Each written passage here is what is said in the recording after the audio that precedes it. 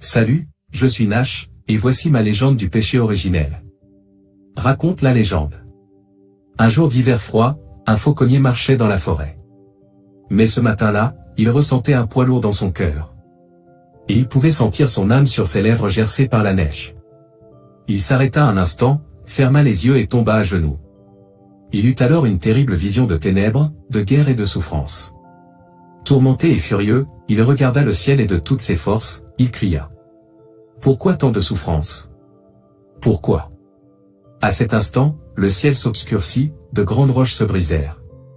Et après un grand fracas, un éclair tomba du ciel, renversant un arbre à ses côtés.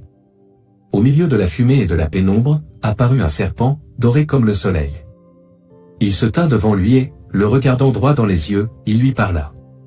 Cherche à l'intérieur de ce vieux tronc d'arbre brûlé, et tu trouveras la réponse. Puis il disparut parmi les buissons. Très impressionné par les paroles du serpent, l'homme ne pouvait penser qu'au secret caché dans cet arbre choisi par un éclair. Pressé, il commença à sculpter cet arbre tombé, se disant à lui-même. La vérité émergera. Et ainsi, lentement, le bois se mit à dessiner une figure de femme, avec un bras levé en forme de serpent. Il ne pouvait pas y croire. Ève et le serpent du jardin d'Éden. Le péché originel était la réponse. Femme et tentation, unies pour toujours, dans une beauté terrestre. Le fauconnier admirait chaque jour la beauté divine de sa sculpture, mais à quoi lui servirait-elle? Quelques jours plus tard, la fureur du ciel déchaîna une tempête de neige si intense qu'elle laissa tous les habitants du village isolés dans leur maison. En l'absence de bois de chauffage, ils sacrifièrent tout ce qui pouvait donner de la chaleur dans le feu. Les jours passèrent. Il ne leur restait plus rien à brûler chez eux.